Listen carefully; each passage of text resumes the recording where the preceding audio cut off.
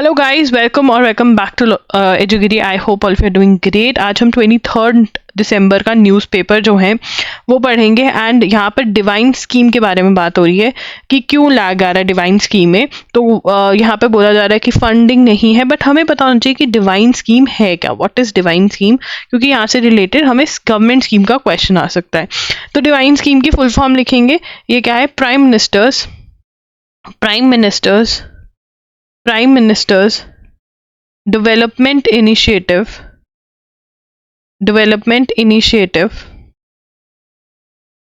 For north east region. ठीक है, तो पीएम देव आइन, ठीक है ना। डेवलपमेंट इनिशिएटिव है नॉर्थ ईस्टर्न स्टेट्स के लिए, तो हमें इसकी फुल फॉर्म में से क्वेश्चन पूछ सकते हैं। तो वो कहने की फंड्स नहीं इतने गए हैं तो इसलिए डिले है, ये सब है। तो एम क्या है? एम्ड एट होलिस्टिक मतलब हर जगह से जो रिलेटेड डेवलपमेंट है एक दूसरी चीज़ों से, होलिस्टिक डेवलपमेंट चाहिए। रैपिड, होलिस्टिक एंड रैपिड मतलब जल्दी development of north east region by funding infrastructure development projects, ये सब कुछ। It will also strive to fill the gaps in various sectors and will not be a substitute for central state schemes।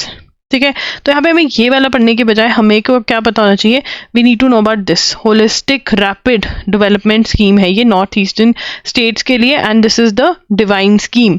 ठीक है, और divine scheme के अंदर ये क्या है, इसकी फुल फॉर्म हमें पता होनी चाहिए, बिकॉज यहाँ से we can expect a question.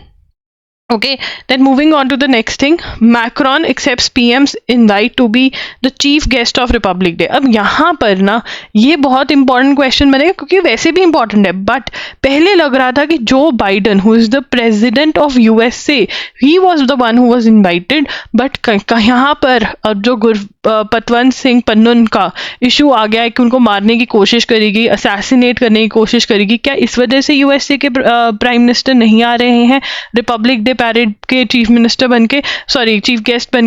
तो this is a very very important question. Now French president Emmanuel Macron, लिखेंगे French president and in the comment section everybody is going to tell me कि जो हमारे prime minister हैं जब वो France गए थे तो उनको कौन सा अवार्ड दिया गया। Please, this is a very very important question. Now कौन सा अवार्ड दिया गया, इंपॉर्टेंट।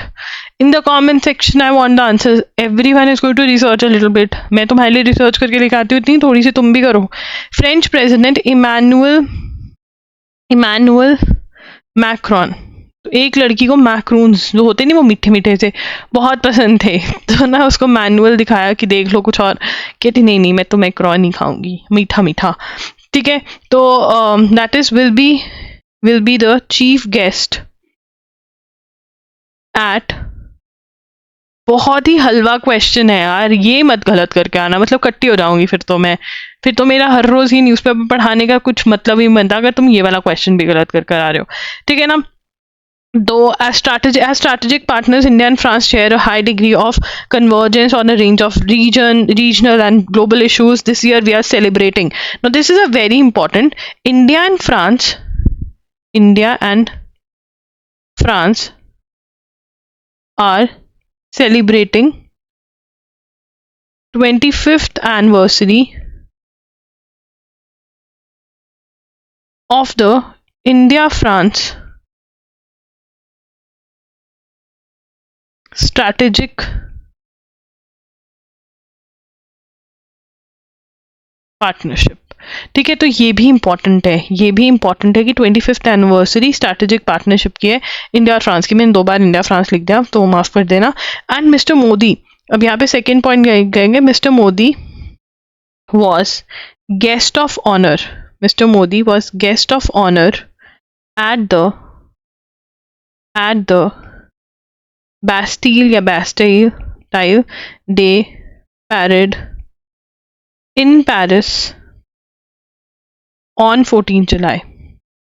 फिर यहाँ से देखो कितने पॉइंटर्स निकल आते हैं हमारे।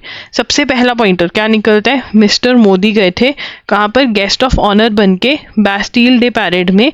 कब? 14 जुलाई को। इम्पॉर्टेंट ये भी इंपॉर्टेंट है, और यहीं पे इनको वो अवार्ड दिया गया था, तो उसके बारे में भी आपका थर्ड पॉइंट ऐड होगा, एंड वो तुम खुद करोगे। ठीक है, चलिए आगे चलते हैं। Don't misconstrue IMF's debt outlook. तो यहाँ पे IMF ने बोला कि इंडिया जो है, तो पहले लिख लेते हैं international monetary foundation, sorry fund, not foundation, international, क्या लिख रही हूँ ये, एक minute, international monetary fund, that is IMF, warned government debt could hit 100% GDP by 2027-28 under adverse circumstances। ठीक है ना, तो इसके अंदर इन the light of IMF's latest article 4 consultations with India, ठीक है ना, यहाँ पे लिखेंगे इन the light of IMF's latest article 4 consultations with India. ठीक है ना, अब यहाँ पर क्या कह रहे हैं, फाइनेंस मिनिस्ट्री से कह रही है, फाइनेंस मिनिस्ट्री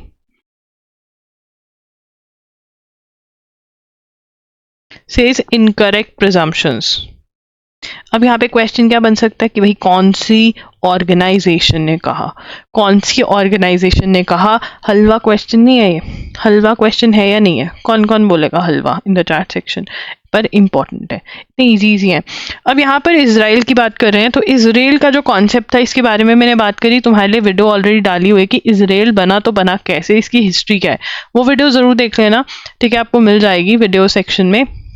अब यहाँ पे भी ये इजराइल की हिस्ट्री के बारे में बात करें, थियोडोर हर्जल, तो ये इंसान थे जिन्होंने ये बेड़ा उठाई कि यार जूस के लिए एक सेपरेट प्लेस होनी चाहिए। ठीक है ना, और इसको जियोनिज्म बोला कि जूस के लिए रहने के लिए एक जगह होनी चाहिए वर्ल्ड के अंदर, क्योंकि हर जगह ये लोग डिस्क्रिमिनेशन फेस कर रहे थे।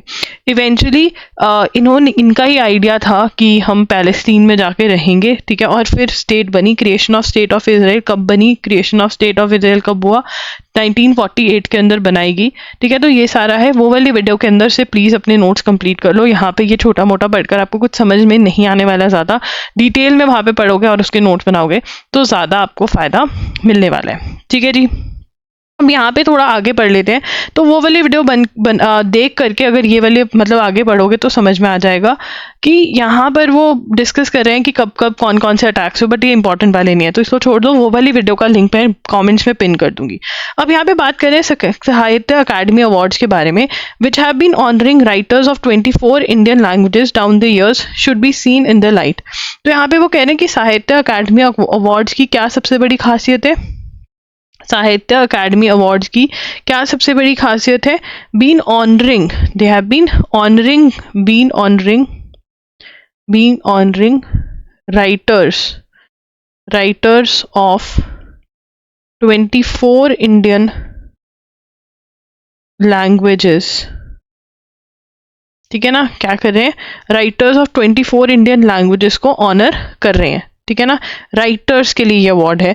This year the academy picked 9 books of poems, 6 novels, 5 short stories, 3 essays and 1 literary study in Dogri, Gujarati, Kashmiri, Manipuri, Oriya, Punjabi, Rajasthani, Sanskrit, Sindhi, Assamese, Bodo, Bengali, Telugu, Malayalam, Kannada, Santali and others, which is a great thing. It is a prize to be welcomed just for the sheer linguistic diversity it acknowledges in a country where there is a change in dialect every few square kilometers and no dearth of marginalized communities और languages facing extension. वो कह रहे हैं बहुत सारी languages खत्म भी हो रही हैं thanks to parents. I seen, यार मुझे ना बड़ी इरिटेशन होती है उन पेरेंट्स से जो अपने बच्चों को कह रहे हैं कि ये सिर्फ और सिर्फ इंग्लिश बोलेंगे, ठीक है, हिंदी नहीं बोलेंगे, रीजनल लैंग्वेज नहीं बोलेंगे। अरे भाई आगे जाके जॉब में भी दिक्कत आएगी, तुमको रीजनल लैंग्वेज तो बोलने देना चाहिए। I have been to places people like नहीं, रीजनल लैंग्वेज नहीं बोलने देते, हिंदी नहीं बोलने देते, मतलब वहाँ की रीजनल भी नहीं, हिंदी भी नहीं, सिर्फ इंग्लिश बोलेंगे हमारे बच्चे। ठीक है, फिर ब्रिटेन भेज दो। ठीक है, in a country where not everyone has the ability to whip up a PR Frenzy, a साहित्य अकादमी अवार्ड इज इनकरेजमेंट। तो यहाँ पे ये पता चल रहा है कि हाँ यार, मतलब this is to encourage writers and that to regional languages में। नीलम सरन गौर who has won this year for English novel, तो यहाँ पे लिख लेंगे ये नीलम सरन गौर who won this year for English novel Requiem in Raga Janki, ठीक है। Also bagged a award Hindu Fiction Prize in 2018, ठीक है। However, it is a pity that Sahitya Academy Awards first conferred in 1955 do not have top of the mind recalls such as the Booker Prize or the Pulitzer. The National Academy of Letters was established in 1954 and its stated goal was to be the central institute for literacy, dialogue, publication, promotion in the country and the only institution that undertakes literacy activities in 24 Indian languages including English. अब यहाँ पे हमें साहित्य अकादमी award के बारे में बता रहे हैं। Is it important?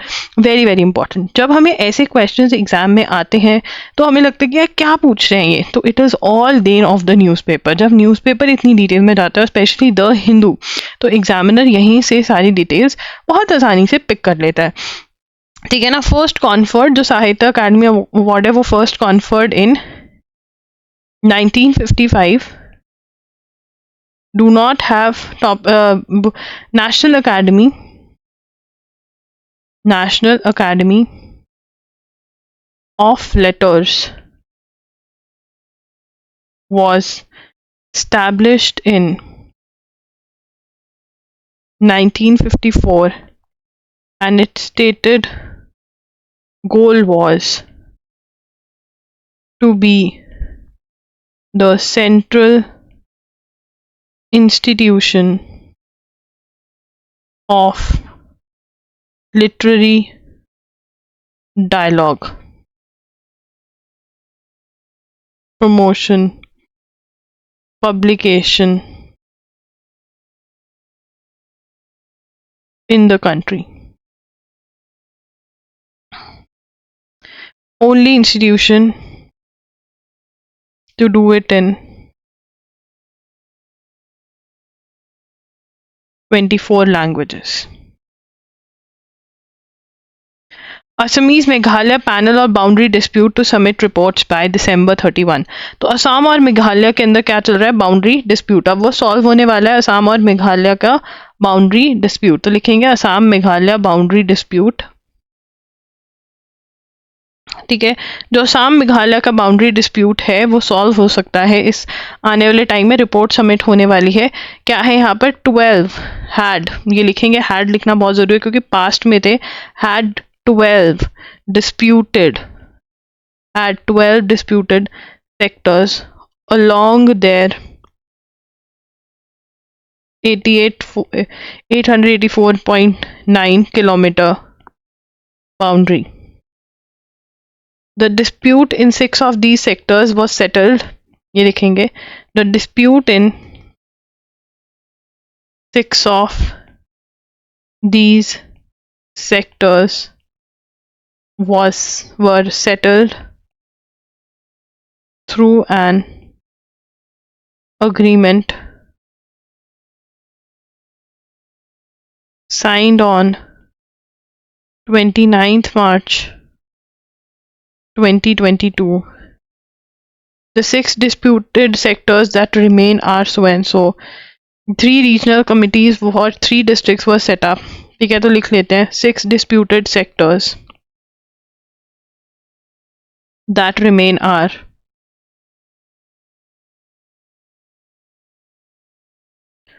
Langpi, Bordwar, Nongawa, Maftawur,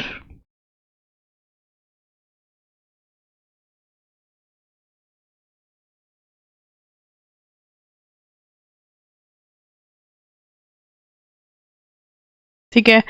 वैसे तो ये याद करने की ज़रूरत नहीं है, बट अगर ज़्यादा ही न्यूज़ में है तो याद करेंगे, तो इसको लिखवा रही हूँ एक बारी की रीडिंग तो थोड़ी मान दो। नॉर्मली ये सेक्टर्स वाला क्वेश्चन ज़्यादा आता है, ठीक है। 3 कम्युनिटी कैसे डिस्प्यूट को सॉल्व करने की कोशिश करी जा रही है? 3 regional 3 regional committees for 3 districts were set up both by both states to study the disputed sectors and submit a report to their respective governments. ठीक है जी, तो ये यहाँ पर जो है वो है कि असम और मेघालय का बाउंड्री डिस्प्यूट इज दिस। ठीक है जी, उसके बाद हम आगे चलेंगे यहाँ पर the boundary disputes between 2 states. इसकी बैकग्राउंड भी लिख ही लेते हैं। ठीक है, लिखेंगे बैकग्राउंड।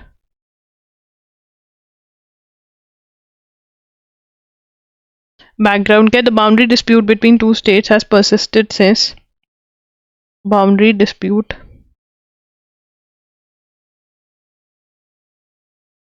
between 2 states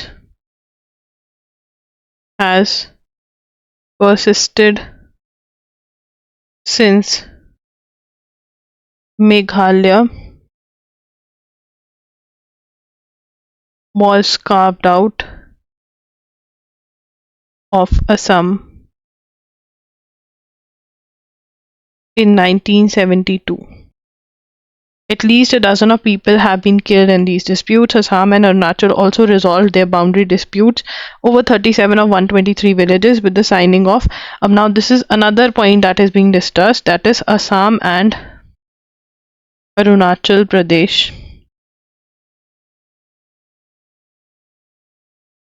dispute. ठीक है, resolved their boundary disputes over 37 of 123 villages. So basically हम बाउंड्री डिस्प्यूट के बारे में बात कर रहे हैं यहाँ पर। ठीक है, तो नोट कर लेते हैं। 123 विलेजेस का जो डिस्प्यूट था वो रिजॉल्व हुआ था विद द साइनिंग ऑफ, लिखेंगे with the signing off, with the, एक minute, with the signing of the। अब देखिए यहाँ पर जो डिक्लेरेशन है वो बहुत इंपॉर्टेंट है कि कौन सी, with the signing of Namsai declaration, with the signing of Namsai declaration between Chief Minister Himanta Biswa and Sarma and his Arunachal Pradesh counterpart Pema Khandu on 15 July 2022। ठीक है ना, और ये कब साइन हुआ था? 15 जुलाई 2022 को ही साइन हुआ था, which is again a recent agreement. ठीक है ना। Assam has also an ongoing dispute with Mizoram and Nagaland. तो नॉर्थ ईस्टर्न स्टेट्स के जो डिस्प्यूट्स है उसके बारे में बात हो गई। यहाँ पर हम सेकेंड पॉइंट ये बना सकते हैं, Assam also has ongoing disputes with, ongoing boundary dispute with Mizoram and Nagaland. ठीक है, उसके बाद यहाँ पर चलेंगे 2024 विल हैव मोर 7 जजेस benches hearing crucial matters. Now what is 7 जजेस? क्यों बिठाए जाते हैं 7 जजेस? क्यों बिठाए जाते हैं 5 जजेस? इनको कॉन्स्टिट्यूशनल बेंचेस बोलते हैं, जिसके अंदर कोई important question of law involve होता है उसके अंदर ज़्यादा जजेस बिठाए जाते हैं। या फिर अगर एक टॉपिक पे पहले जजमेंट आ रखी है, वो टॉपिक पे 5 जजेस ने दी थी, अगर इसको ओवर रूल करना है, मतलब ख़त्म करना है इसका इफेक्ट, तो 7 जजेस को बिठाना पड़ेगा। हमेशा ऑड नंबर में जजेस बिठाते हैं। क्यों बिठाते हैं ऑड नंबर में जजेस? ताकि ऐसा ना हो, अगर इवन में बिठाएंगे 8 जजेस बिठा दिए, 4 एक साइड हो गए, 4 एक साइड हो गए, डिसीजन अभी भी नहीं आया। 7 बिठाएंगे तो डिसीजन पक्का आ जाएगा, क्योंकि सारे ऐसे इक्वल नहीं होंगे ना एक साइड पे। Switch e-buses aiding in reducing emissions। ये इतना इंपॉर्टेंट नहीं है, छोड़ दो इसको। China bans export of rare earth technologies. Now this is important. ठीक है, रेयर अर्थ टेक्नोलॉजीज जो हैं वो बहुत सारी चीज़ों में यूज़ होती हैं। China bans export of rare earth technologies. ठीक है ना, अब इसमें क्या है, China the world's top processor of rare earths ban the export of technology to extract and separate the strategic metals। ठीक है, किस चीज के लिए किया है, वर्ल्ड्स, ये सबसे पहले क्या है, China is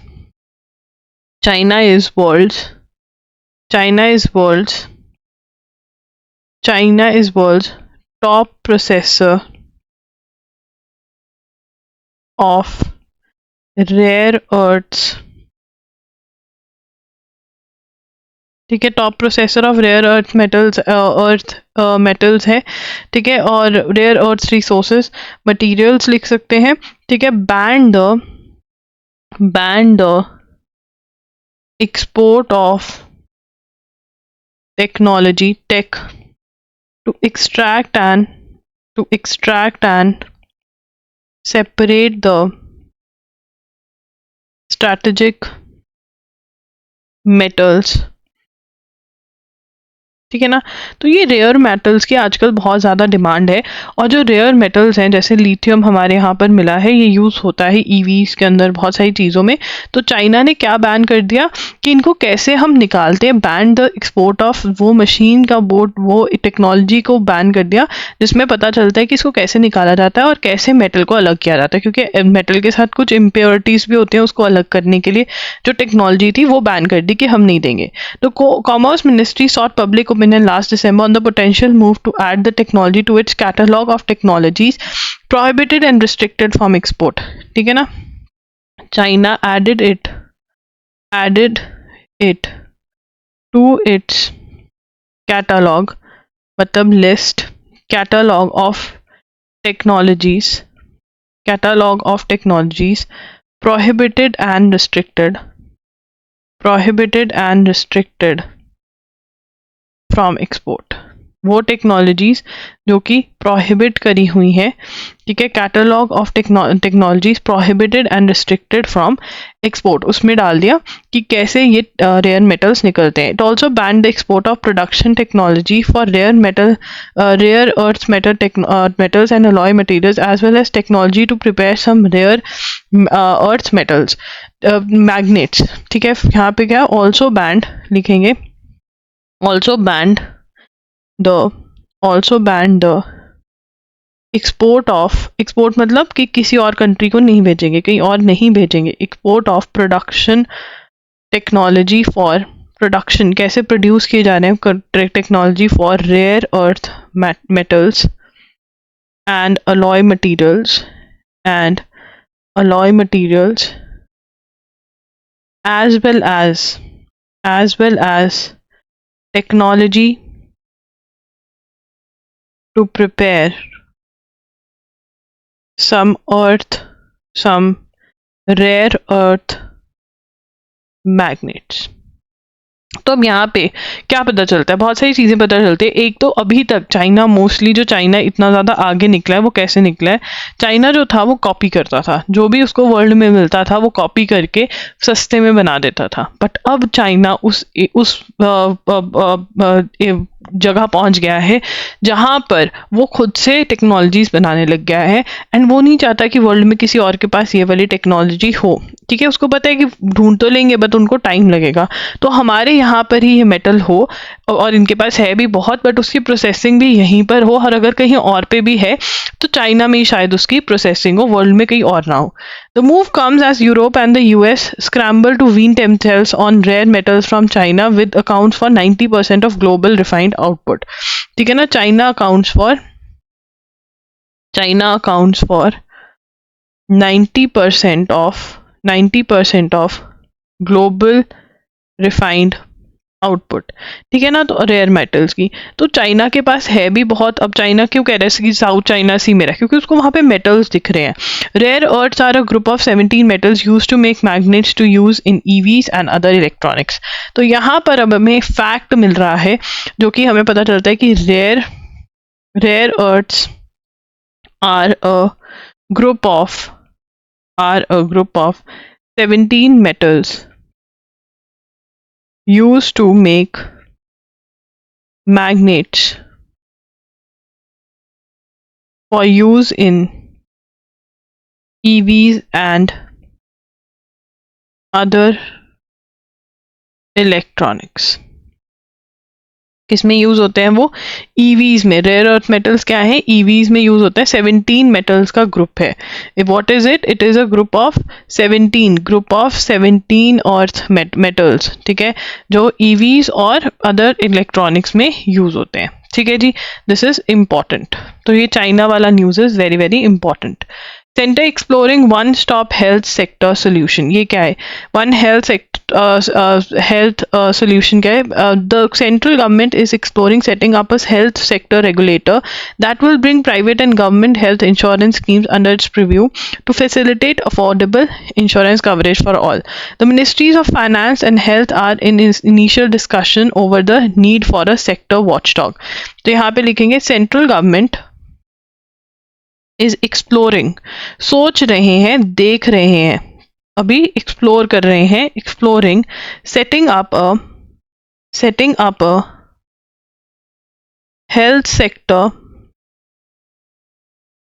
regulator that will bring private and government health insurance schemes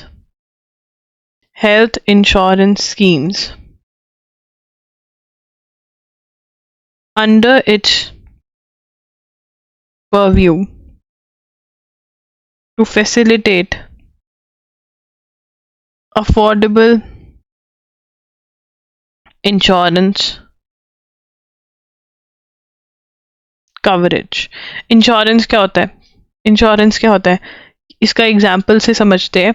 insurance, medical insurance. ठीक है, मैंने मेडिकल इंश्योरेंस ली. ठीक है, अब उसके अंदर मैंने दिया कि मैं इतने पैसे दे रही हूँ, एक पर्टिकुलर अमाउंट, और मुझे कवर मिलता है ₹10 लाख का. कवर का मतलब कि अगर मैं बीमार हो जाती तो ₹10 लाख तक का खर्चा जो है ये मेरी मेडिकल इंश्योरेंस वाले उठाएंगे. ठीक है, अब तुमको कि ले, ये तो ऐसे तो हर कोई बीमार हो जाएगा, बट ये चलता कैसे है कि बहुत सारे लोगों को बेचते हैं, बहुत बहुत बहुत सारे, बट कुछ ही बीमार होते हैं ना, कुछ ही बीमार होते हैं. तो फिर ऐसे इंश्योरेंस का बिजनेस जो है वो चलता है. मेरे दिमाग में बहुत होता था कि यार कैसे चलता है. तो ये होता है, कवर मिल जाता है कि अगर कुछ अनहोनी हो जाए तो फाइनेंशियल जो है वो मिल जाती है. The association of health care providers India in a letter to the MOF welcome this saying making health care available, accessible and affordable has been resolved by the present government. Penetration of private insurance is increasing. तो private insurance जो है वो ज़्यादा लोग ले पा रहे हैं. रीज़न बिंग उनकी रीच ज़्यादा फ़ोन करते हैं वो. ठीक है, जैसे ही आपकी हेल्थ इंश्योरेंस, अभी आप बच्चे हो, बड़े हो जाओगे ना जब, ये 30 के आसपास, 25-30 के आसपास, 30 के आसपास तो बहुत ही फ़ोन आते हैं, ऐसा लगता है मतलब 60 के हो गए. ठीक है, फ़ोन आते हैं कि अरे ये हो गया, आपको ये हो गया, 30 में ये भी हो रहा है. ठीक है, ऐसा लगता है बैठे बैठे ऑफिस में कि अरे भगवान बीमार हो गए. तो बहुत फ़ोन करते हैं क्योंकि इनको बेचना होता है. डॉक्टर्स बॉडीज हैव अर्ज that private and government insurance be brought under a single regulator, meaning regulating government schemes like प्रधानमंत्री जन आरोग्य योजना. तो मतलब जो गवर्नमेंट की स्कीम्स है और जो प्राइवेट इंश्योरेंस है वो एक जना ही हैंडल कर रहा होगा. ठीक है, which is a good thing. Malayalam film 2018 not in final 15 out of Oscar race. The Malayalam film 2018 Everyone is a Hero, India's official entry in the international feature film category at the 2024 Academy Awards, is out of Oscar race.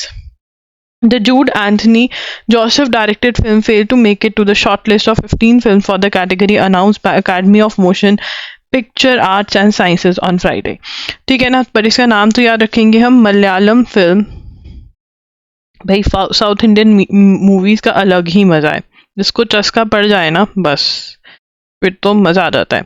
Everyone is a hero, सही बात है, everyone is a hero. Bollywood कहते हैं मैं heroine हूँ, ठीक है, ये कहते हैं एवरीवन इज अ हीरो. बस यही फर्क है, यहीं पे ये लोगों का दिल जीत लेते हैं, जहाँ पे ये पावर जो है लोगों को देते हैं कि अच्छा तुम भी हीरो, मैं भी हीरो, ठीक है, हम सब हीरो. और वो कहते हैं नहीं मैं हीरोइन. ठीक है, चलो मजाक कर रही थी मैं. ये क्या है? India's official entry in the international feature film category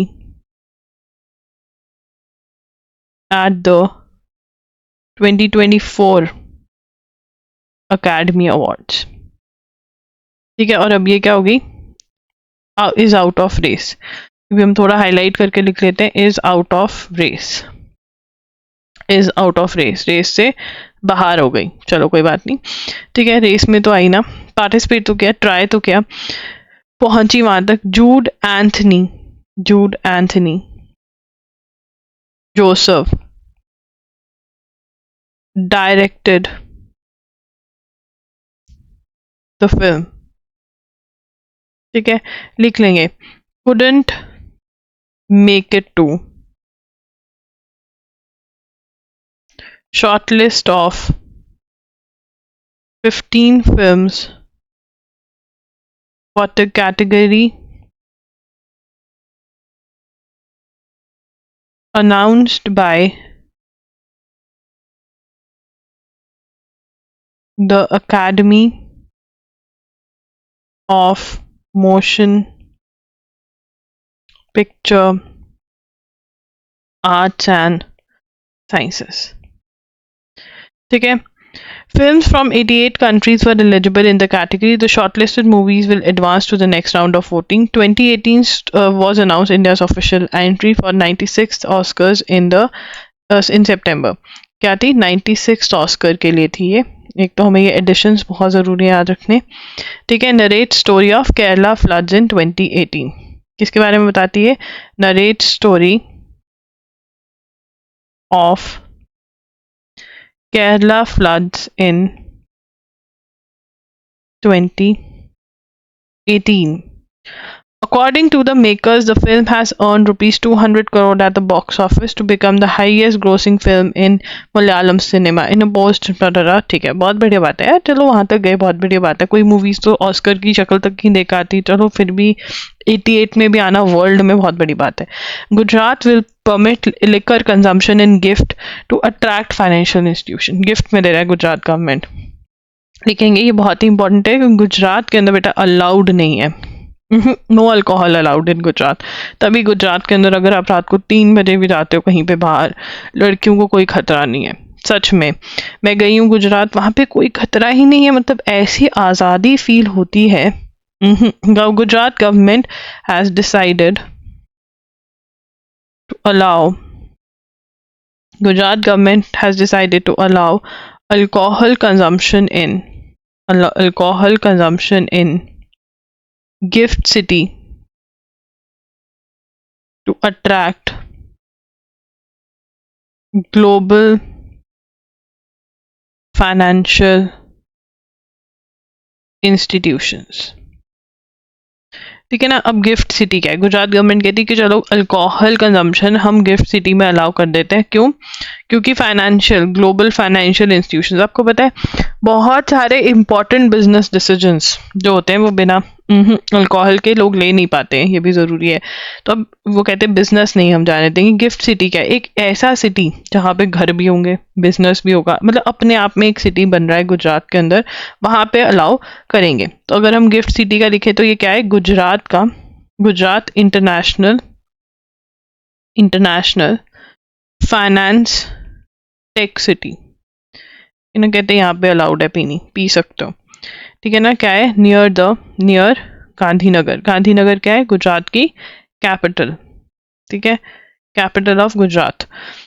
अब यहाँ पर द गुजरात गवर्नमेंट अलाउड, ठीक है, official employees and owners working for gift will be exempt from the prohibition law which makes alcohol consumption illegal, मतलब illegal है वैसे तो यहाँ पे लिख लेते हैं किसको अलाउड है, ऑफिशियल्स, हर कोई काम करेगा। वो कहेगा स्वीपर की नौकरी भी मिल रही है, पार्ट टाइम दे दो, हमको पीनी है। सच में, officials, employees and owners working from gift city will be exempt from the, मतलब बहुत ही जो जिनको पीने के आदी हैं वो कहेंगे हमको तो यहीं पे नौकरी करना है। Will be exam from prohibition law which makes, ठीक है ना, वैसे गुजरात में अल्कोहल मना है, इलीगल है। Gujarat has been a dry state, Gujarat has been a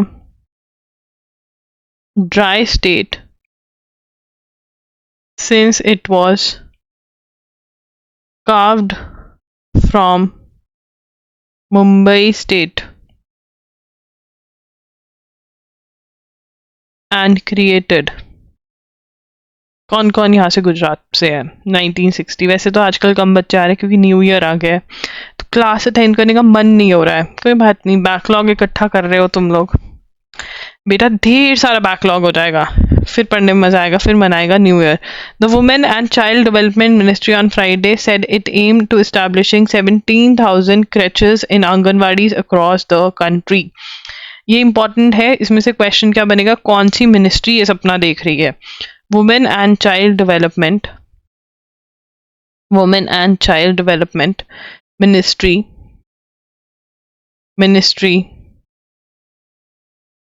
said it aimed to establish 17,000 crèches in Anganwadis across the country. कितनी सारी? 17,000, 17,000, ठीक है, इतनी सारी। क्यों? क्रेचेस से क्या होता है, माँ जब काम पे जाती है तो पीछे से बच्चे को कौन संभाले, इसीलिए माँ काम पे नहीं जाती। पर अगर क्रेचेस होंगी आंगनबाड़ीज के अंदर तो फिर माँ काम पे जा सकती है, और जब माँ काम पे जा रही है वो बच्चा अपना अच्छे से देखभाल नहीं कर पा रही, शायद वो अपने साथ लेके जा रही है पर बच्चे की अच्छी देखभाल नहीं हो रही है, उसको अच्छा खाना नहीं मिल रहा है, वो भी मिल पाएगा। The ministry added that 5,222 crèches had been approved until now and it planned to depute 2 additional crèche workers in each anganwadi. ठीक है ना, depute plans to, ये हमेशा लिखो कि प्लान है, प्रपोजल है, plans to depute 2 additional crèche workers in each anganwadi. ठीक है, these initiatives are being taken under the Palna scheme. ये वाला नोट करना है, पॉइंट करो ना करो, but these initiatives are being taken under कौन सी scheme? Under the Palna scheme. कौन सी scheme? Under the Palna scheme. To address, Palna scheme क्या है? To address the need for quality day care facilities और crèches for children of working women by providing safe and secure environment for nutritional, health and cognitive, मतलब reasoning ability, cognitive development of children। भाई reasoning ability तो आजकल के बच्चों की माशाल्लाह है, सच में ऐसा रीजनिंग है इनका, ओहो हो, मतलब तुम लोग भी नहीं, जो अभी बस फ्रेशली पैदा हुए हैं, ठीक है, वो फ्रेश पैदा वाले, तुम तो ओल्ड हो गए हो, मतलब पैदा होने में तुम तो हो गए, तुम्हें तो इतने साल पैदा हुए भाई, उनकी बातें सुन के तो ऐसा मतलब लगता है कि। तो पालना स्कीम क्या है? पालना स्कीम की बच्चों को पाल के देगी सरकार, ठीक है, बहुत ज़रूरी है कि माँ काम पे जा सके। To address the need for quality day care facilities, day care बच्चों को दिन में माँ छोड़ देती है, रात में बच्चों को ले आते हैं घर पर, उनको पालते हैं, फिर सुबह माँ छोड़ कर आते हैं। और creches for children for working women by providing safe and secure environment for nutritional health, कि उनका खान पान का ध्यान रखा जाएगा कि अच्छा खाना उनको मिल सके, न्यूट्रिशनल हेल्थ। कॉग्निटिव डेवलपमेंट मतलब रीजनिंग एबिलिटीज भी डेवलप करने की हेल्प करेंगे, रीजनिंग एबिलिटीज, कि अच्छी बातें सिखाएंगे, रीजनिंग एबिलिटी डेवलप करने की कोशिश करेंगे, क्योंकि सरकार को अभी अभी पता चला है कि रीजनिंग एबिलिटी, मतलब पहले से पता है कि सरकार कह रही है कि 5 से 6 साल तक रीजनिंग एबिलिटीज या बहुत सारी डेवलपमेंट हो जाती है, तो बहुत ही अच्छे इन्वायरमेंट में रखने की बच्चों को ज़रूरत है। ठीक है, तो क्या है, क्रेच फैसिलिटीज़, गवर्नमेंट की क्रेच फैसिलिटीज़ को हम पालना स्कीम बोल सकते हैं। कौन सी मिनिस्ट्री प्रोवाइड कर रही है? Women and child development ministry. बहुत ही इंपॉर्टेंट ऐसे क्वेश्चंस जो वुमेन को एम्पावर करें वो बहुत ज़्यादा फेवरेट होते हैं एग्जामिनर के। ठीक है, नाउ द अब इसके अंदर thereby enabling more women among all socio economic groups to take up gainful employment. ठीक है ना, कि वो गेनफुल एम्प्लॉयमेंट ले सकें। ऑन थर्सडे, मतलब काम कर सकें। On Thursday union women and child development minister Smriti Irani release the new standard operating procedure for anganwadi cum creche centres being set up under the Palna scheme. तो आंगनवाड़ी के अंदर ही क्रेच सिस्टम होगा। They outline a comprehensive framework for the administration and implementation of the scheme. A priority to reach out to women who earns her livelihood by leaving her own house to work in another. A woman who works, तो ये basically M क्या है, किसको M करेंगे? Unorganised. क्या M क्या है scheme का, ये लिखेंगे enabling women among all women among all socio-economic groups to take up gainful employment in the organized and unorganized sector. कि जो वुमेन है वो काम कर सके, जो वुमेन है वो क्या कर सके, काम कर सके। ठीक है ना, बड़े आराम से, चाहे वो ऑर्गेनाइज सेक्टर में चाहे अनऑर्गेनाइज। दीदी घर में काम करने आ रहे हैं, उनके बच्चों का ध्यान रख सके कोई, इसलिए ये स्कीम जो है वो लेकर आ रहे हैं। तो ये थी हमारी 23 दिसंबर की न्यूज़। अब हम करेंगे 24 दिसंबर की भी। चलिए, तो 24 दिसंबर, ठीक है, मैं तो पढ़ाने आऊंगी, तुम छुट्टियां मार रहे हो। मैं बता रही हूँ छुट्टी नहीं मारनी है भाई, ये वाला बैकलॉग बहुत तंग करेगा। 300 रुपये का फाइन लग जाएगा, फिर कंपेडियम्स बाय करने पड़ेंगे। करो फिर, ठीक है, करो करो भाई, पढ़ लो। ठीक है, चलो। Vessel with 20 Indians on board hit by drone, navy coast guard. अब यहाँ पे ये बहुत ही टेंशन वाली बात है। तुमको क्या टेंशन होगी, क्या हुआ, क्यों इतनी टेंशन ली है? बिकॉज अब यहाँ पर ये क्यों हो रहा है, पहले तो ये समझे। कोई मुझे कमेंट सेक्शन में बता सकते क्यों हो रहा है? बाय ड्रोन अटैक कौन कर रहा है, क्यों कर रहा है? हाँ, पाकिस्तान कर रहा है, चाइना कर रहा है, कौन कर रहा है? चीना को गुस्सा चढ़ गया? नहीं, ये रिलेटेड है हमास इजराइल वॉर से। देखेंगे, in what could be the crisis in the red sea spilling close to Indian waters, a Liberian flagged merchant vessel Chem Pluto was hit by a suspected drone on Saturday just outside the Indian exclusive economic zone. Exclusive economic zone 12 nautical miles तक होते हैं, मतलब हमारा इलाका। अब हमारे इलाके से थोड़ी दूर ही ये कांड हो गया। ठीक है, तो ये कांड के बारे में लिखेंगे सबसे पहले। The coast guard and navy swung into action to assist the vessel that suffered significant damage through the crew were reported safe. Though the crew बिल्कुल safe है। The vessel is now heading towards Mumbai. The ship with 21 crew members, 20 Indians and a Vietnamese national was located around 217 nautical miles from the Porbandar coast in Arabian Sea when it was hit. ठीक है, earlier in the day the Coast Guard directed ICGS Vikram, which was on deployment in the Indian EEZ, towards the merchant vessel. The Liberia flag tanker was moving from Saudi Arabia to Mangaluru with crude as per marine tracking portals. So यहाँ पे crude oil लेके जा रहा था और उसके ऊपर attack हो गया। तो यहाँ पर कौन अटैक कर रहा है, मुझे जल्दी से बता दो। हुथीज जो है उनका अटैक है। ये नीचे जाके हम पढ़ेंगे क्या है। अब इसके अंदर हम पढ़ेंगे रेड सी, एक मिनट पूरा लिखते हैं इसको। Liberian flagged vessel Chem Pluto was hit by a drone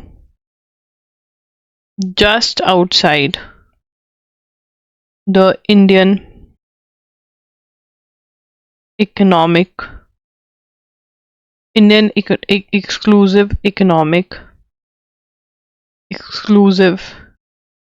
economic zone, EEZ. ठीक है, the coast guard and the navy swung into action, all of this. ठीक है, अभी नीचे जाके हम पढ़ेंगे सारा। Indefinite hunger strike from Jan 20 in Mumbai, Jarange Patil. आपको जारेंज पाटिल का नाम पता होना चाहिए, हमने इनके बारे में बहुत बार बात करी है। कोई मुझे बता सकते हैं क्यों प्रोटेस्ट कर रहे हैं, क्यों हंगर स्ट्राइक, क्यों अन्ना हजारे बन रहे हैं? बताओ। Granting a nearly month long reprieve to the Eknath Shinde led government. तो ठीक है, इनको चाहिए मराठास के लिए रिजर्वेशन। क्या चाहिए मराठास के लिए? रिजर्वेशन। कहते नहीं दोगे तो मैं हंगर स्ट्राइक पे बैठ जाऊंगा जब तक नहीं मिलेगी मुझे reservation. The Maratha reservation issue pro quota activist Manoj Jarange Patil announced an indefinite strike at Azad Maidan in Mumbai from January 20 to intensify his demands for reservation to the community. तो यहाँ पर मनोज जारेंज पाटिल, इनका नाम जो है वो आपको याद रखना है। ठीक है, मनोज तो याद रहेगा आपको, मनोज तो इजी नाम है। ठीक है, मनोज भैया, सब जानते हैं ऐसे किसी भैया दीदी को, मनोज। ठीक है, पाटिल, ये भी रेंज, ये कह रहा है मैं अपनी रेंज बढ़ाऊंगा, मराठास की रेंज बढ़ानी है मुझे, ऐसे याद कर लो। कोई भी अपना दिल पे नहीं लेगा यार, मैं याद करवा रही हूँ तुम्हें, पेपर में आ गया तो। ठीक है, तो यहाँ पर ये क्या कह रहे हैं कि मैं हंगर स्ट्राइक पे बैठ जाऊंगा। क्यों? ठीक है ना, ये क्या कर रहे हैं? मराठा रिजर्वेशन इश्यू पर, मराठा रिजर्वेशन डिमांडिंग। ठीक है, क्या कर रहे हैं? डिमांडिंग, यहाँ पे लिख दिया मैंने, डिमांडिंग रिजर्वेशन फॉर मराठा। चलो यार पूरा ढंग से ही लिख देते हैं, demanding reservation for Maratha community. क्या डिमांड कर रहे हैं? रिजर्वेशन डिमांड कर रहे हैं। He was addressing a mega rally in Marathwada regions. ठीक है ठीक है ठीक है ठीक है, सेज 20th जनवरी तक का टाइम दिया कि अगर रिजर्वेशन ना हुई तो कह रहे हैं कि indefinite hunger would go on indefinite would go on indefinite hunger strike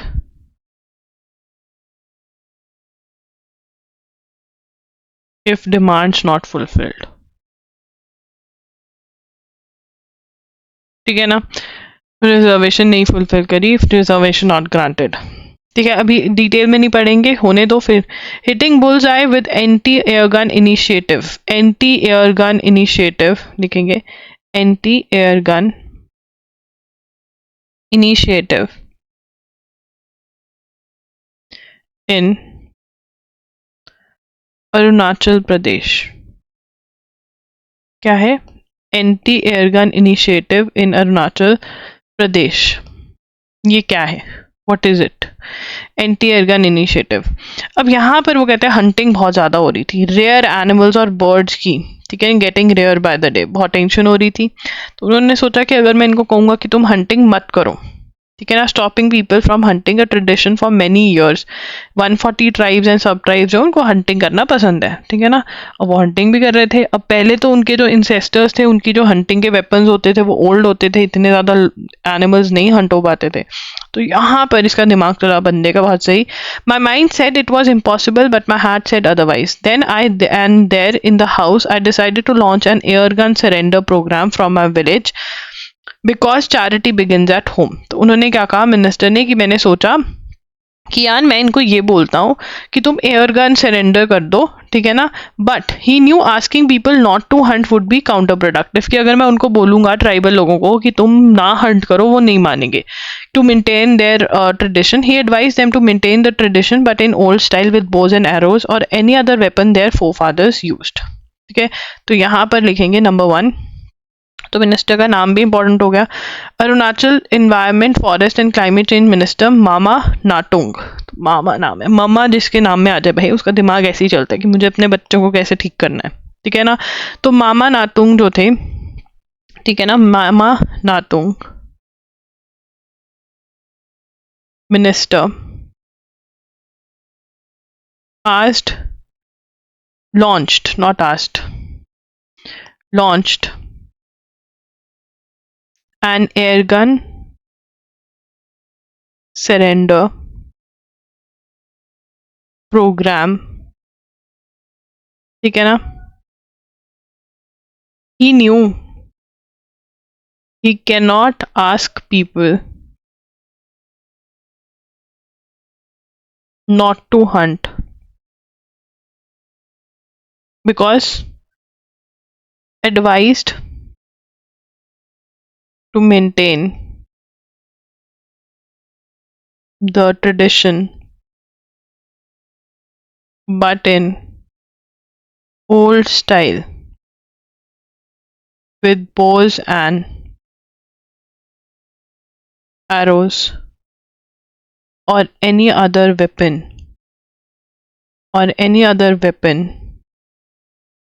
their forefathers used. तो वो कहते एयर गन क्यों, ऐसा क्यों हुआ, ठीक है. तो वो कहते वाई, ऐसा आइडिया तुम कहोगे मार तो रहे हैं ना, कि ऐसा मिनिस्टर है फॉरेस्ट का, वाइल्ड लाइफ को सेफ नहीं रख रहा है, ठीक है. वो कहते हैं कि देखो जी, यहाँ पे अब हम बता रहे हैं with bow and arrow a hunter can at most kill 6 birds and animals in a year, ठीक है ना. But an air gun makes him hunt 200 plus animals in a day. बहुत बड़ी बात है, मतलब एक दिन में कहाँ तो 200 जानवर मारे जा रहे हैं और कहाँ पूरे साल में सिर्फ 6. तो वो तो सही है, ठीक है ना. तो कहते हैं कि तुम अपना वो भी रख लो और हम ये भी काम कर लेंगे. The reverse sermon worked on March 17. About a week after his announcement in the assembly, villagers from Lamdang gave up 46 guns. The air gun surrender अभियान. तो अब यहाँ पर इन्होंने इसको नाम दे दिया. तो अगर मैं पूछूं एयर गन सरेंडर अभियान कौन सी स्टेट का है, बता सकता है कोई? अब तो बता दो. एयर गन सरेंडर अभियान recognized at UNESCO's International Conference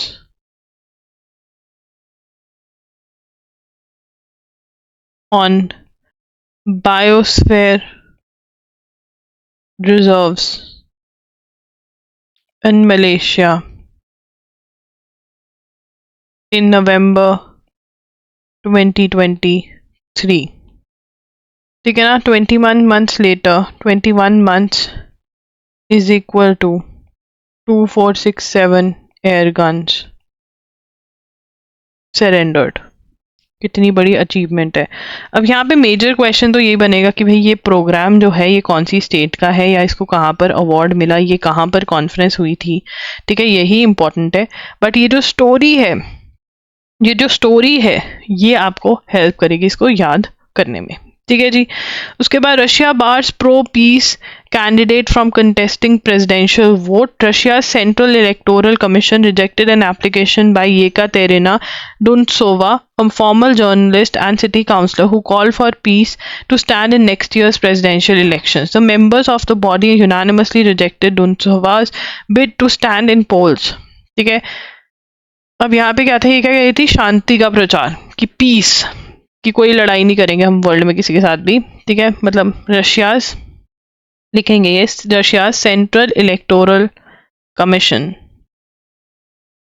rejected application by इसका ये का तेरीना, ठीक है ना. ये का तेरीना डुनसोवा कहते तुम सो जाओ, तुम नहीं इलेक्शन लड़ोगी. ये क्या है, a former journalist who called for peace to stand in next year's presidential election. ठीक है, रिजेक्ट करके कि कहते शांति तो हमको चाहिए ना, ठीक है ना, तुम लड़ाई ढंग से करवा सकती हो तो फिर हम देख सकते हैं कि तुम्हें खड़ा होना चाहिए या नहीं। तो यहाँ पे रिजेक्ट कर दिया एप्लीकेशन, क्योंकि ये पीस कह रही थी, शांति, लड़ाई नहीं करनी, रशिया यूक्रेन की वॉर में से रिलेटेड। इकोवास डिक्लेरेशन इन सीरा लियोन आफ्टर कू अटेम्प्ट, वहाँ पे कू अटेम्प्ट हुआ है वेस्ट अफ्रीका में, West Africa Sierra Leone coup attempt. Coup क्या होता है? कुकड़ू कुड़ू। कू क्या होता है? Coup attempt is forcefully ओवरथ्रोइंग,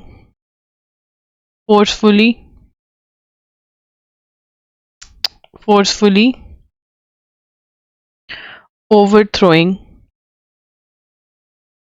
the government in power। ठीक है, जो गवर्नमेंट इन पावर है उसको लात मार देना, टाटा बाय बाय ये कर देना, ठीक है, फोर्सफुली। ठीक है, इलेक्शन लड़के नहीं कहना चलो आज तुम्हारा खत्म, जाओ यहाँ से, चलो खाली करो ये घर, हम रहेंगे यहाँ पे। US court rules Twitter breached contract over failure to pay bonus. A US federal court ruled that Twitter, now branded X, violated contracts by failing to pay annual performance bonuses to its workers। ठीक है, इतनी बड़ी बात नहीं है, मतलब बड़ी बात तब होती है अगर कोई ना मतलब प्राइवेसी और ये सब कुछ करा होता। Sorry for burp. Iran threatens to shut down Mediterranean Sea if there is no let up in Gaza attacks। Iran अब धमकी दे रहा है, ईरान कह रहा है कि अगर तुमने ये सब बंद नहीं किया जो गाजा में चल रहा है, हमास और इसराइल जो हमास गाजा ये सब चल रहा है, अगर ये नहीं रुका तो हम मेडिटेरेनियन सी को बंद कर देंगे। तो फिर तुम वहाँ पे गाना लगा के लगाना, in the Mediterranean Sea and Iranian, तुमने सुना है तुमने वो गाना? An Iranian revolutionary guards commander said the Mediterranean Sea could be closed if the US and its allies, US और उसके दोस्त continue to commit crimes in Gaza. ठीक है, तो यहाँ पे लिखेंगे Iran wants that the Mediterranean, ये बहुत ही इंपॉर्टेंट क्वेश्चन बनेगा क्योंकि इसमें ज्योग्राफी पढ़ेंगे हम। Mediterranean Sea would be closed if US and its allies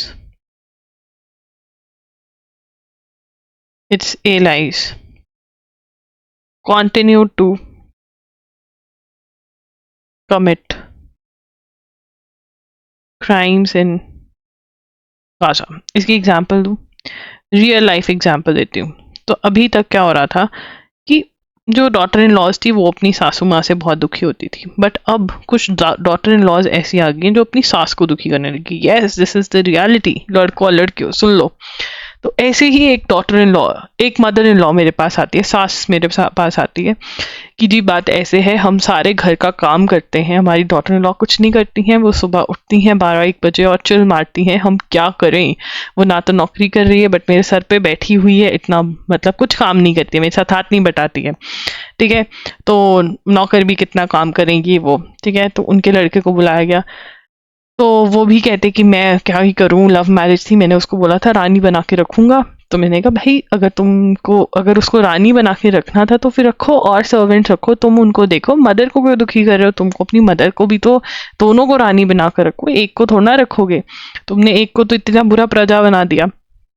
तो अब उसके अंदर मदर इन लॉ कहती कि ठीक है, तुम नहीं हटोगे ना तो मैं खाना बनाना बंद कर दे रही हूँ। ठीक है ना, तो वैसे ही ईरान कह रहा है कि तुम नहीं हटोगे ना इसराइल, तो फिर मैं भी रास्ते बंद कर दे रहा हूँ। ठीक है ना, और वो बोल कैसे रहा है कि यूएस एंड इट्स एलाइज, तो वो भी बोल रही है कि मेरा बेटा और उसका जो आगे परिवार है अगर वो नहीं काम करेगा तो मैं भी नहीं कर रही हूँ। तो बड़ी बेकार एग्जाम्पल थी, पर ठीक है, समझ आ गया होगा, अगर नहीं आया तो कमेंट में बता दो। तो यहाँ पर वो कह रहे हैं, ईरान कह रहे हैं कि भैया यूएस और उसके एलाइज कौन हुए? यूएस और उसके दोस्त इसराइल को कह रहे हैं कि अगर तुमने क्राइम मारना थोड़ना बंद नहीं किया गाजा के अंदर तो मैं मेडिटेरियन को ब्लॉक कर दूंगा। अब उससे क्या होगा? खाना बंद कर दिया तो क्या होगा? ट्रेड में दिक्कत होगी, पैसा। ठीक है, Saturday without explaining how this would happen, Iran backs Hamas against Israel and it accuses the US of backing. तो यहाँ पे ईरान किसको बैक करता है? Iran backs Hamas. जिसने अटैक किया था इजराइल पे, और अब फिर इजराइल ने इसी के ऊपर अटैक करने के लिए गाजा में किया है, ठीक है। They shall soon await the closure of Mediterranean sea. अब मेडिटेरियन सी के बारे में बात करें, जो कि बहुत ही ज़रूरी है, और यहीं पे हमको बच्चों ज्योग्राफी पढ़नी पड़ेगी, और इसी ज्योग्राफी में से हम एक क्वेश्चन भी एक्सपेक्ट कर सकते हैं। तो लिखते हैं आइए, Mediterranean Sea, that is the Strait of Gibraltar, ठीक है, द स्ट्रेट ऑफ गिब्राल्टर, ठीक है, एंड अदर वाटरवेज, ठीक है। अब यहाँ पे तुम कहोगे कि बंद करने से क्या होगा, बहुत कुछ हो जाएगा। बंद कर दिया तो बहुत कुछ हो जाएगा। एक मिनट रुको यार, हमने ज्योग्राफी पढ़नी है, मैं देख रही थी किधर है ज्योग्राफी जो मैंने तुम्हें पढ़ानी है। मॉलडीव्स नहीं, नहीं मॉलडीव्स में नहीं है, मैंने पढ़ी है स्ट्रैटेजिक, हाँ, चोक पॉइंट, ठीक है ठीक है ठीक है बेटा, आगे पढ़ेंगे। मैं चेक कर रही थी कि मैंने कॉपी ऐसा किया ना हो, ठीक है। तो यहाँ पे तो सिर्फ हमें बेसिक ही बता रहे हैं, जिसकी मैंने प्रिपरेशन करी थी वो हुआ नहीं, ठीक है ना। तो आगे जाके हम इसकी डिटेल पढ़ेंगे। तो अभी हमें पता होना चाहिए कि वो जो शिप पे अटैक भी हुआ है, शायद शायद वो यही इसी कारण ना हुआ हो, वो जो लिबिया फ्लैग शिप है जो इंडिया के पास में, जिसके ऊपर अटैक हुआ है।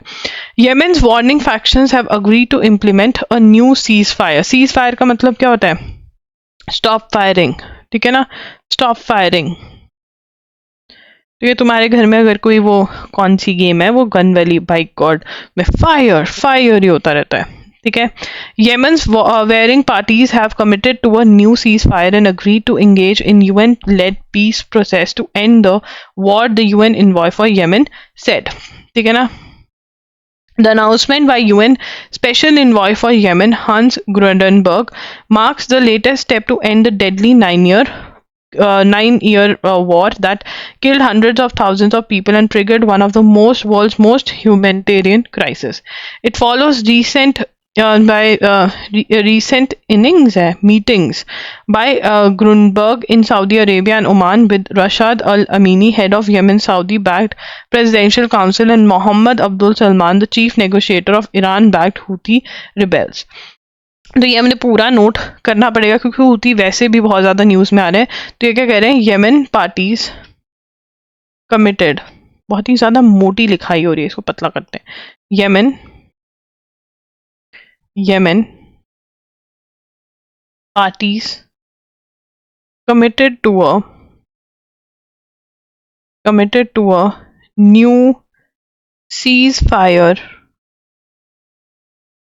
and agreed to engage in a UN-led peace process.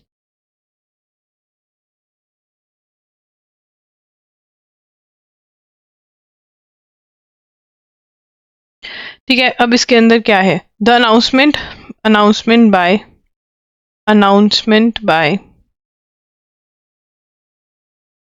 UN Special Envoy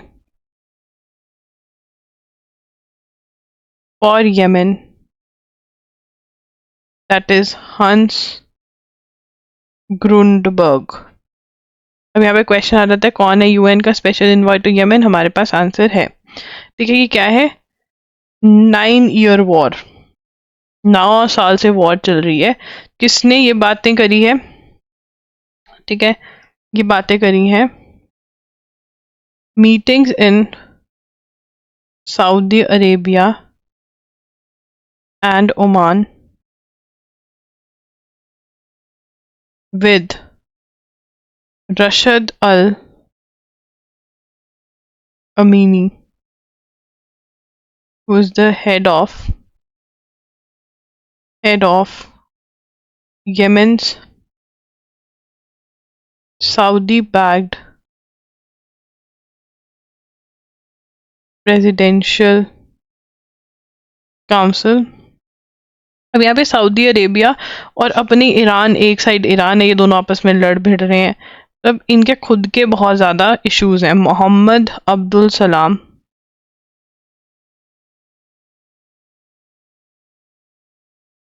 the chief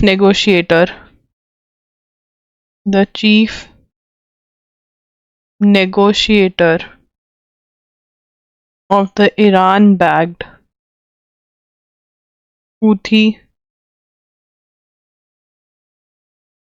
rebels. ठीक है ना।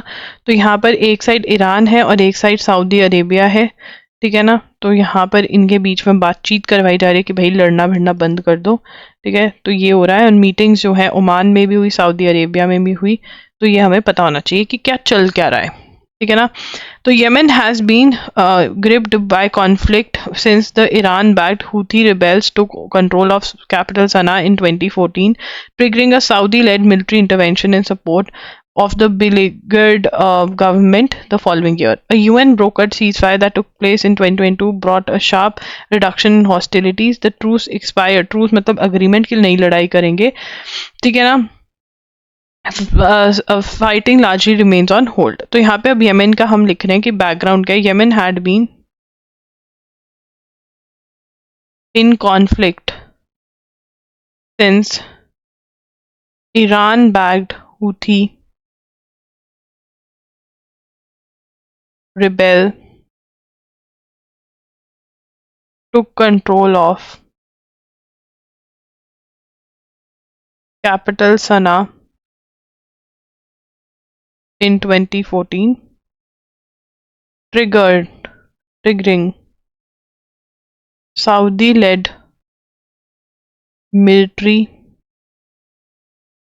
intervention in support of government, ठीक है ना। तो सऊदी और ईरान जो है यहाँ पर प्रॉक्सी वॉर लड़ रहे हैं, ठीक है ना। बट अब ये रुक गए हैं, कहते हैं नहीं अब नहीं लड़ेंगे। While Tamil Nadu was recovering from the devastation caused by tropical cyclone Michong, another catastrophic event occurred on December 18. ठीक है, heavy rainfall हुई। The southern districts of Tamil Nadu, Thoothukudi, Tirunelveli, Tenkasi, and Kanyakumari experienced unprecedented and extremely heavy rainfall on December 17 and December 18. वहां पे बहुत भारी rainfall हुई, ठीक है। Heavy rainfall in some districts of Tamil Nadu. तो वही बहुत ही भारी भरकम बारिश हो गई तमिलनाडु में, ठीक है। वो कह रहे हैं पहले तो ये बेचारे साइक्लोन के उसके वो थे और अब ये हो गया, ठीक है। तो यहाँ पर लिखा हुआ है कायल Pattinam station in Thoothukudi recorded 95 centimeter of rainfall in just 24 hours. In terms of probability, this event could be termed as once in a hundred. Once in a hundred मतलब once in a hundred.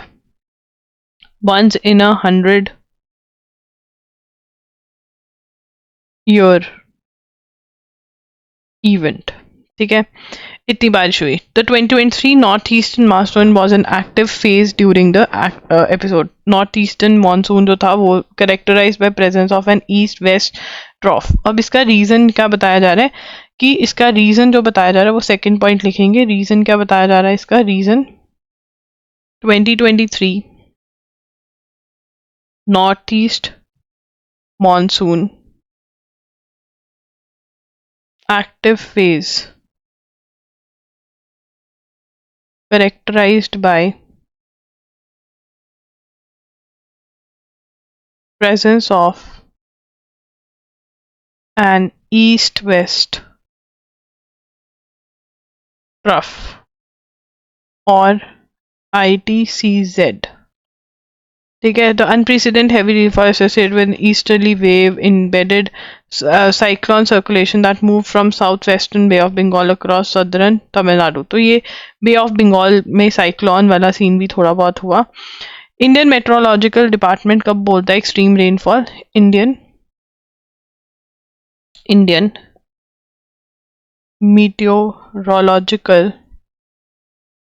department, that is IMD, had predicted extreme rainfall, that is more than 20 centimeter of rainfall in 24 hours in advance and issued a red level warning. ठीक है ना, इन्होंने predict कर दिया था eight extreme rainfall हो सकती है. एक्सट्रीम रेनफॉल किसको डिफाइन करते हैं, ये. ठीक है ना. तो इसके अंदर फिर उसके बाद for the prediction of extremes a probabilistic approach is generally used. ठीक है, कौन सी यूज कर जाती है, फॉर प्रिडिक्शन ऑफ, ये लिखेंगे for prediction of extreme probabilistic approach is generally used extensively to calculate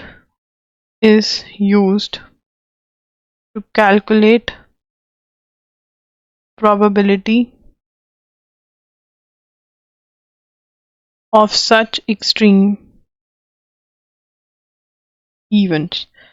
तो यहाँ पर ये प्रोबेबिलिस्टिक अप्रोच यूज करते हैं ये एक्सट्रीम इवेंट्स को कैलकुलेट करने के लिए कि भाई बहुत बारिश होने वाली है, ताकि लोग जो हैं, अब तो Tamil Nadu is also tourist spot, लोग जो हैं वो शायद अगर कहीं घूमने जाना था वो ना जाएं. ठीक है, या फिर वहाँ पर इवन एट कोस्टल एरिया है तो लोगों को रोक सकेंगे, भाई आज फिशिंग पे मत जाओ. ठीक है ना. Probabilistic forecast can be generated using N assembly approach. तो ये लिख लेते हैं, probabilistic forecast can be generated using an ensemble approach. ठीक है ना. ये कौन करता है, has developed such a Indian Institute of Tropical Meteorology, that is IITM in Pune, has developed such a prediction system for making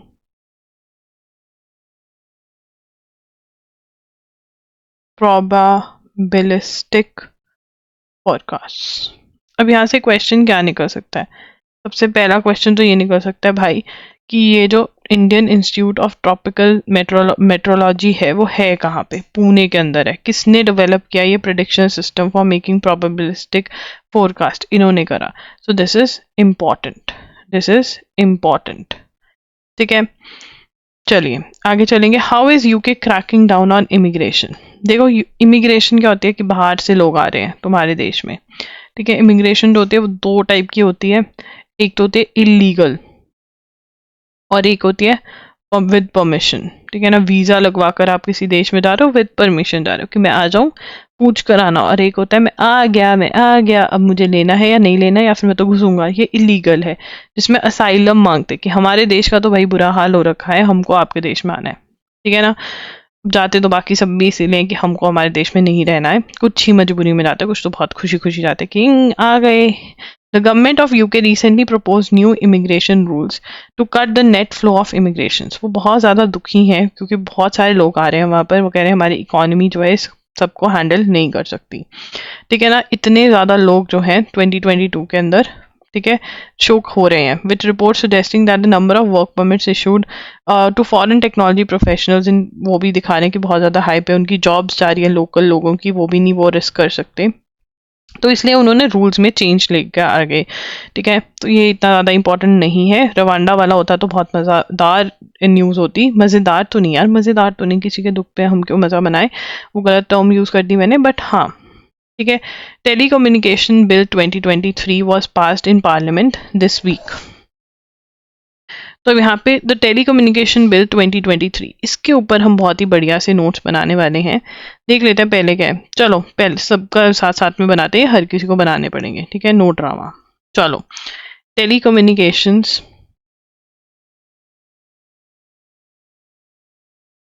bill 2023 passed by parliament, मतलब दोनों ही लोकसभा और राज्यसभा में ये पास हो गया। बढ़िया बात, तालियां। ठीक है, अब इससे कई तो कह रहे हैं बहुत फायदा होगा, कुछ जो है वो दुख में डूबे हुए हैं। तो अब देखो, ठीक है, was passed in पार्लियामेंट। ठीक है, अब ये लॉ बन चुका है। ठीक है, अब यहाँ पे इट विल रिप्लेस, क्या विल रिप्लेस टेलीग्राफ एक्ट 1885। 1885 का जो टेलीग्राफ एक्ट है ये उसको रिप्लेस कर देगा। ठीक है जी, बहुत ही बढ़िया। अब इसके अंदर and Indian wireless telegraph act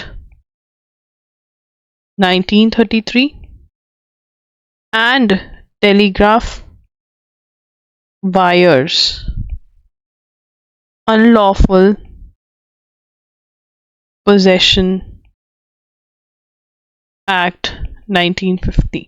तो ये एक लॉ को नहीं, ये तीन लॉ को रिप्लेस कर रहा है, which is again very very important. Most probably हमारा जो क्वेश्चन है वो यहाँ से निकल जाना चाहिए, बट बहुत ज़्यादा प्रोबेबिलिटी है कि शायद ना निकले, तो हमें एक्स्ट्रा भी पढ़ना पड़ेगा। एक्स्ट्रा नहीं, जो न्यूज़पेपर में दिया हुआ है। It aims to consolidate the law of wireless networks and internet service providers and simplify the process of application for licence and permits for telecom operators. अब यहाँ पे हमें बहुत क्लियरली इन्होंने एम एंड ऑब्जेक्टिव बता दिया इस बिल का। क्या है? To consolidate the law for wireless networks and internet service providers and simplify the process of application for licenses and permits for telecom operators। ठीक है ना, कि जो परमिट्स लेने हैं वो आसान हो जाए। ठीक है ना, और वायरलेस नेटवर्क्स, जियो एयरटेल वाले जो फोन वाले नेटवर्क्स हैं और इंटरनेट वाले जो नेटवर्क्स हैं, वो उनके लिए कंसोलिडेटेड लॉ, एक ही लॉ जो है वो आ जाए। The bill governs authorisation of telecommunication networks and services, provide for auctioning as well as administrative allocation of spectrum, defines mechanism for exercising the right to way for laying telecom infrastructure, मतलब बहुत सारी। It also spells out emergency measures the government can take for public safety. The bill also states the rules will be framed to protect consumers with the setting up do not disturb register to ensure they don't receive a specified class of messages without prior consent. तो इसके अंदर अभी तक हमने जो एक point बहुत अच्छे से नहीं कवर किया है, शायद मुझे लग रहा है, वो है ये वो क्या है? Bill states that rules be framed to protect consumers with the setting up of DND, do not disturb register, to ensure they don't receive a specified class of messages without prior consent, कि बिना permission से उनको एक specific class of messages नहीं आ सकते। ये जो rule है वो लेकर आ रहे हैं। ठीक है ना। उसके बाद the bill governs a whole host of services including over OTTs, WhatsApp, Telegram, email services like Gmail through a broad definition telecommunication which is given as transmission, emission or reception of messages by wire, radio, optical or other electromagnetic systems whether or not such messages have been subjected to rearrangement, computation or other processes. तो यहाँ पर क्या बोल रहे हैं ये bill governs bill governs Bill governs, Post of governs, WhatsApp, Telegram, email services like Gmail. That is, ये क्या कहने की कोशिश करें, has given a broad definition, has given a broad definition for telecommunication. इन्होंने टेलीकम्युनिकेशन को एक बहुत बड़ी ब्रॉड डेफिनेशन देने की कोशिश करी है. This vast definition entails that every internet app within India has to comply with the law. ठीक है ना. एवरी इंटरनेट ऐप, जितने भी एप्लीकेशंस हैं internet app within India has to comply with the law. उनको law को follow करना पड़ेगा. The bill also marks a shift from a licensing regime to the authorisation regime. ये भी लिखेंगे, bill marks a shift from a licensing regime to an authorization regime where all telecommunication services in India shall obtain an authorization from the central government subject to such terms and conditions. ठीक है ना. authorization from all telecommunication services in India to receive authorization किससे, government of India से या state government से. Authorisation from central government, from central government including fees and charges as may be described. The bill allows the government to assign spectrum to for telecommunication through auction except for entities listed in first schedule की कुछ उनके जो हैं वो कुछ को नहीं, वैसे auction allowed है. Now यहाँ पे earlier this month Maldives cabinet, तो Maldives का जो issue है इसके पीछे कॉन्सेप्ट है, बैकग्राउंड है इसकी.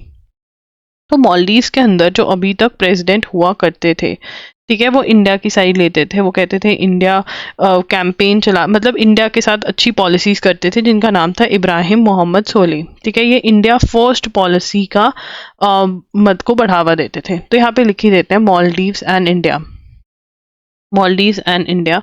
ये हमने स्टोरी पहले भी पढ़ी हुई है बट इसमें कुछ थोड़ा एक्स्ट्रा है तो वो पढ़ लेते हैं. तो मालदीव्स और इंडिया की क्या स्टोरी है. तो मालदीव्स और इंडिया की बैकग्राउंड अगर हम नोट करें तो इनकी बैकग्राउंड जो है वो ये बनती है. सबसे पहली बैकग्राउंड कि यहाँ पर इब्राहिम मोहम्मद सोलेही जो president of former Solih former president of Maldives क्या करते थे, फॉर्मर प्रेसिडेंट ऑफ मालदीव्स क्या करते थे, ठीक है, he had India first policy. ये क्या करते थे, इंडिया फर्स्ट पॉलिसी, मतलब इसके अंदर इंडिया के साथ अच्छे रिलेशन रखना, इंडिया की आर्मी को वहां पर अलाउ करना, ये सब चीजें जो थी इनके साथ थी. ठीक है, अब क्या हुआ, change of government, change of president. अब वहां पे जो प्रेसिडेंट आ गए हैं वो कौन है, मोहम्मद मुइजू. मोहम्मद मुइजू जो है वो इस ऐसी पार्टी को बिलोंग करते हैं जो India first policy, India first policy नहीं, इंडिया आउट पॉलिसी को प्रमोट करते हैं. ठीक है, इंडिया आउट पॉलिसी को प्रमोट करते हैं. अब तुम कहोगे इंडिया आउट, हम तो अपने घर में बैठे हैं. इंडिया के कुछ पॉलिसीज, कुछ एग्रीमेंट्स थे जो क्या थे, द अग्रीमेंट. अब यहाँ पर दो अग्रीमेंट्स थे इंडिया के. एक मेजर अग्रीमेंट जो था वो क्या था, Indian troops in Maldives, Indian troops in Maldives, ठीक है ना। अब इंडिया कह रहा है कि भाई हमने तो कुछ चीज़ें डॉर्नियर हेलीकॉप्टर वगैरह इनको गिफ्ट में दी थी, ये कह रहे हैं कि हमारी इंडिपेंडेंस को दिक्कत आ गई, ठीक है, तो अपने जो तुम अपने सोल्जर्स जो हैं वो वापस लेके जाओ, ठीक है ना। अब जो प्रेसिडेंट मोहम्मद मुइजू है उसने अग्रीमेंट कर लिया, ठीक है ना, soldiers sending back Indian soldiers, ठीक है ना, जो वहां पर थे, ठीक है, ये कहता कि वापस ले जाओ, हमने इंडिया अग्रीड, हमारे प्रेसिडेंट कहते दे दो हमें हमारे सोल्जर्स, बहुत बढ़िया है, तुम नहीं, तुम मतलब प्यार से हमारे प्राइम मिनिस्टर अग्री करके आ गए। अब एक और मेमोरेंडम ऑफ अंडरस्टैंडिंग साइन हो रखा था जिसके थ्रू क्या होता था, हाइड्रोग्राफी होती थी। Memorandum of understanding with India, memorandum of understanding with India, memorandum of understanding with India, इस चीज के लिए, हाइड्रोग्राफी के लिए, किस चीज के लिए, हाइड्रोग्राफी के लिए, for cooperation in hydrography, for cooperation in hydrography. अब इसके बारे में ये कब साइन हुआ, साइंड इन 2019, कब तक वैलिड है, 2024 तक वैलिड है। अब हम यहाँ पे पढ़ेंगे कि हाइड्रोग्राफी होती क्या है, what is hydrography, yes, what is hydrography, ठीक है। अब यहाँ पर हम पढ़ के रहे, एक मिनट, सबसे पहले हम लिखेंगे, ठीक है। अब ये वाले अग्रीमेंट में new president, the new president, the new president of Maldives refuses to renew, कहता हम नहीं करेंगे, क्यों, बाय, कहता हमारी सॉवरेनिटी पे क्वेश्चन, हमारी सॉवरेनिटी को दिक्कत है, हमारी इंफॉर्मेशन बाहर जा रही है, इंडिपेंडेंस को दिक्कत है हमारी। तो पढ़ लेते हैं कि हाइड्रोग्राफी होती क्या है, व्हाट इज हाइड्रोग्राफी, ठीक है, what is hydrography, Hydrography, it is the science of studying oceans, seas, and other water bodies by compiling and analyzing data, maps, and charts.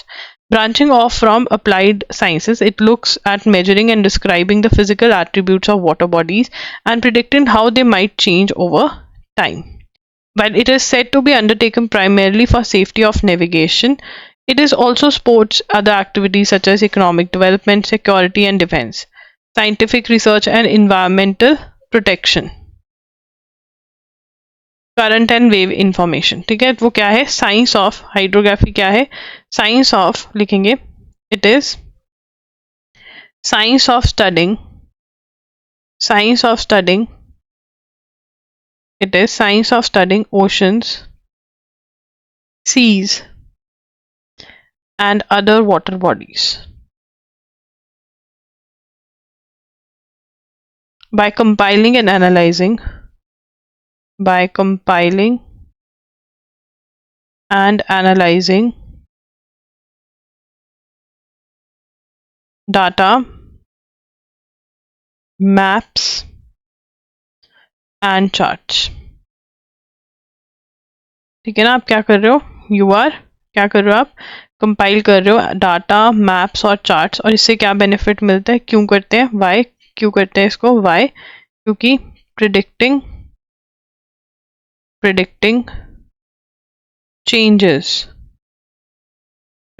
Changes over time, ठीक है, safety of for navigation, और क्या पता चलता है इससे हमें, और इससे हमें इन्वायरमेंट प्रोटेक्शन, इकोनॉमिक एक्टिविटी, ये भी इन्वायरमेंट प्रोटेक्शन,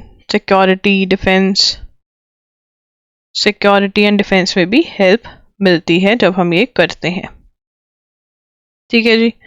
अब इसके अंदर हम बात करेंगे what is India's expertise, India has been an active member of, अब यहाँ पे इंडिया का हम देखेंगे कि इंडिया और हाइड्रोग्राफी का क्या चीज है, India has been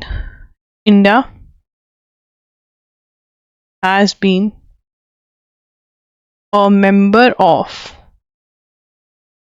India has been a member of International Hydrographic Organization,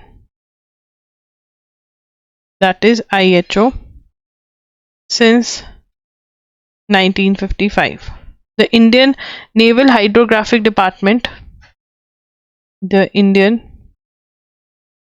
Naval Hydrographic Department was established in 1874 in Calcutta.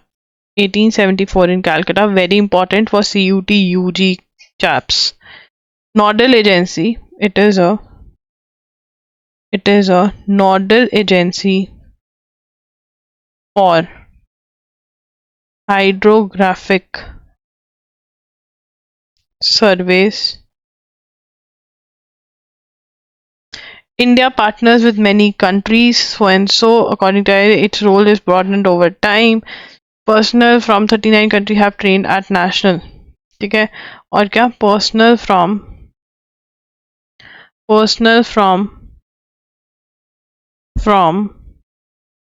39 countries have been trained at National Institute of Hydrography, functioning under INHD. The two Indian Ocean neighbors and their leaders backed the system. At the first meeting of Joint Commission on Hydro 2019 में हुई, ये हमने सारा note कर लिया था already, तो मैं दोबारा नोट नहीं करवाऊंगी, बट हम हाँ ये इन्होंने मना कर दिया, ये पता होना चाहिए. अब next is very very important, Mediterranean sea के बारे में, वहां पर क्या चल रहा है ये पढ़ना था. When the Israel-Hamas broke out on October 7, many feared Hezbollah, the powerful Shia militia in Lebanon, would escalate the war by opening a second front. The Lebanese-Israeli border has remained tense since then, with occasional flare-ups, but both Hezbollah and Israel have been careful to not trigger the war. While Israel stayed focused, अब यहाँ पे हमें पता चलता है कि Hezbollah क्या है. हेजबोला लिख लेते हैं, हेजबोला और हाजमोला ये दोनों से याद हो सकते हैं. Powerful Shia militia in Lebanon. ठीक है, अब यहाँ पे उसके बाद Ansar Yemen, better known as Houthis, after their late leaders.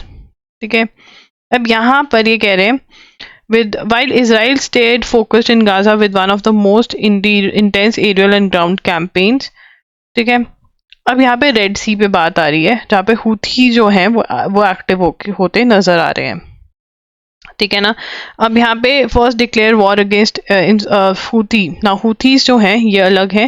Houthi declared war against Israel in solidarity with Palestinians.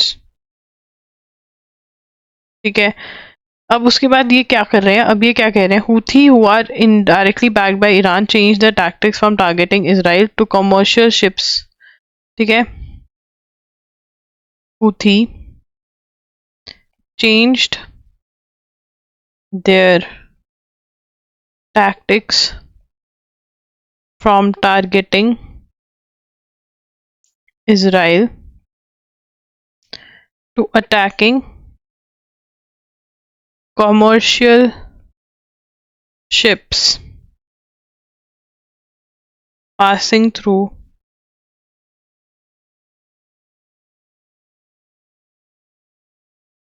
Red Sea.